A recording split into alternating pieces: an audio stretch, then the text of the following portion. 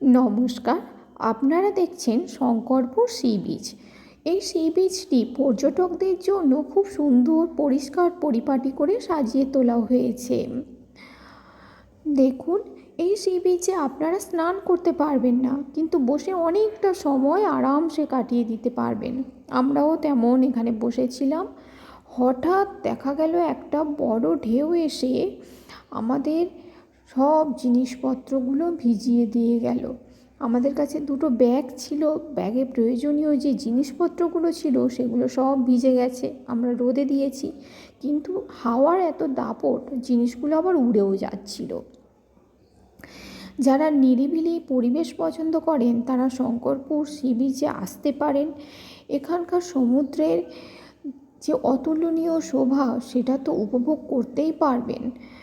Shankarpur sea beach আপনাকে কোনোভাবেই নিরাশ করবে না।